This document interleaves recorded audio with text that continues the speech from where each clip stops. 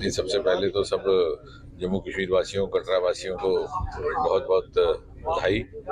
और दूसरा, प्रधानमंत्री मोदी जी का आभार कि इतनी चिंता करते हैं। ये हमारा आस्था का भी स्थान है। मोदी जी स्वयं माता वैष्णो देवी में बहुत विश्वास रखते हैं। उन्होंने अपना प्रधानमंत्री बनने से पहले अपना अभियान भी यहाँ से शुरू किया था। प्रधानमंत्री बनने के बाद सबसे पहला प्रमुख कार्यक्रम उनका यहीं पे हुआ था। इस रेल स्टेशन का लोकार्पण भी उन्हीं के हाथों से हुआ। फिर जब 2019 में वंदे भारत एक्सप्रेस ट्रेन का क्रम शुरू हुआ तो पहले वंदे भारत वाराणसी थी और दूसरी हमें प्राप्त हुई। और जब ये दूसरे वंदे भारत सेकंड रोटेशन में भी हम सबसे पहले शामिल किए गए हैं। और इसका परिणाम ये हुआ कि आज माता वैष्णो देवी में श्रद्धालुओं की संख्या बढ़कर के लगभग 1 करोड़ हो गई इस साल, सन 2023 में। ये कीर्तिमान है। और मुझे लगता है ये जो उन्हें 2024 के लिए हमें नया तोहफा दिया है, अगले आने वाले साल में वो 1 करोड़ से भी अधिक हो जाएगी। आवाजाही में बढ़ना, व्यवसाय का बढ़ना, तजारत का बढ़ना, ease of business, ease of travel, ease of living, इन सब चीज़ों में इजाफा होना। और आने वाले साल में जब कश्मीर घाटी के साथ यहीं से जुड़ के जाएगी ट्रेन, क्योंकि बहुत सालों से 40-45 साल से रेल का काम रुका पड़ा था। मोदी जी ने आके उसको फिर से शुरू करवाया कश्मीर घाटी को रेल पहुंचाने के लिए। आज रियासी में सबसे ऊंचा विश्व का रेल पुल तैयार हो चुका है और अगले साल शुरू में मुझे लग रहा है कि हम श्रीनगर तक भी पहुंच पाएंगे। जम्मू डिवीजन की बात करें तो काफी देर से पेंडिंग है, क्या कहेंगे सर? नहीं, जम्मू में भी हमने एक मांग रखी है, क्योंकि अब पुराने ज़माने की तरह नहीं रहा कि जब 2 एक ट्रेन हुआ करती थी। जम्मू कश्मीर में केवल एक श्रीनगर एक्सप्रेस आती थी, जिसका नाम जब बाद में झेलम एक्सप्रेस हो गया। एक जम्मू मेल थी। पंजाब में भी चंद एक ट्रेनें थी, Punjab mail, frontier mail etcetera. अब यहाँ पर दर्जनों मेलें चल रही हैं, हर किस्म की चल रही, राजधानियाँ भी चल रही हैं, वंदे भारत भी चल रही। तो हमने एक अनुरोध रखा है कि इसका डिवीजन यहाँ होना चाहिए, क्योंकि वहाँ के अधिकारियों को भी दिक्कत आती है। लेकिन इसमें उनकी भी कुछ एक लॉजिस्टिक दिक्कतें रहती हैं और उसमें समय लगेगा। लेकिन मुझे विश्वास है कि अगले साल इलेक्शन के बाद, क्योंकि अब तो कोड ऑफ कंडक्ट इत्यादि लगेगा, शायद इस पर भी गंभीरता से विचार होगा। यात्रा बढ़ रही है, ऐसे में आने वाले दिनों में कटरा में और कौन कौन सी ट्रेनें बढ़ सकती है? मुझे लग रहा है कि धीरे धीरे बाकी ट्रेनों का भी योजना बन रही है और उधमपुर स्टेशन को अमृत स्टेशन के रूप में विकसित करने के लिए उस सूची में शामिल कर लिया गया है। इस तरह की प्राथमिकता इस क्षेत्र को आज तक कभी पहले नहीं मिली। जो पुराने लोग हैं, जिन्होंने 10 साल पहले का दृश्य देखा है, वो इस बात के साक्षी हैं।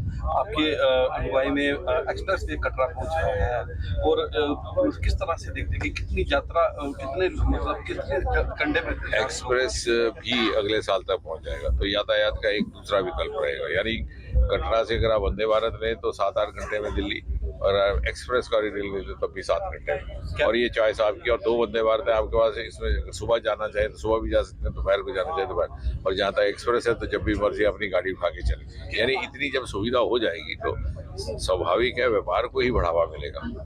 क्या आने वाले दिनों में एक्सप्रेस वे को मामला जो शिवपुरी से जोड़ा जा सकता है? अभी तो एक्सप्रेस वे का अभी उस तरह की योजना नहीं है, लेकिन अब इसको वैष्णो देवी को शिवपुरी के साथ सर्किट में जोड़ने की योजना है।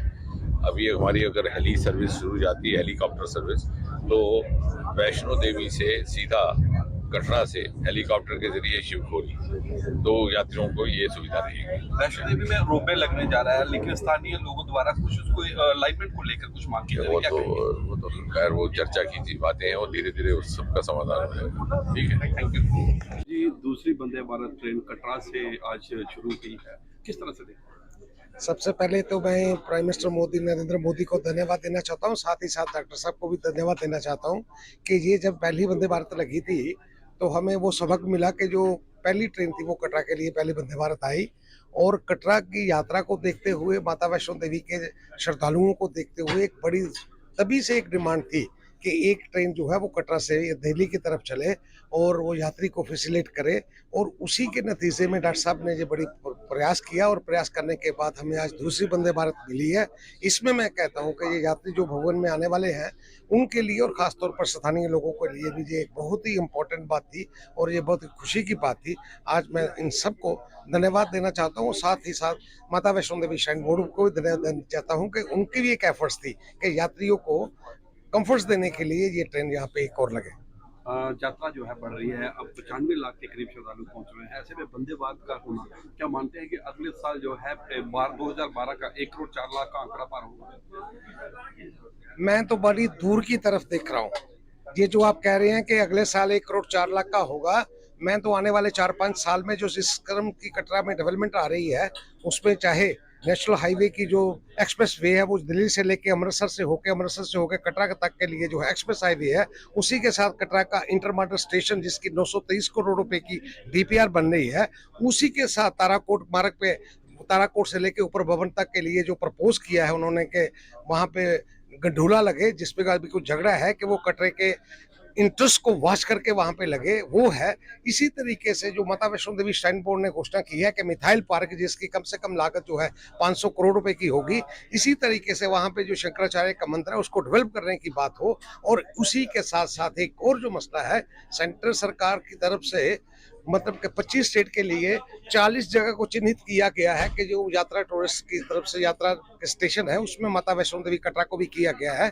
वो प्रसाद स्कीम के तहत हमें 50 करोड़ रुपए की फर्स्ट फेज में जो है हमें पैसे मिले हैं, उससे यात्रा को जिस तरीके से सुचारू रूप से करने की बात है, और वो सेम सुचारू रूप वही है जैसे कि वहाँ हमारे मंदिर मंदिर वहाँ पे अमृतसर में मतलब के मंदिर की जगह पे डेवलप किया है।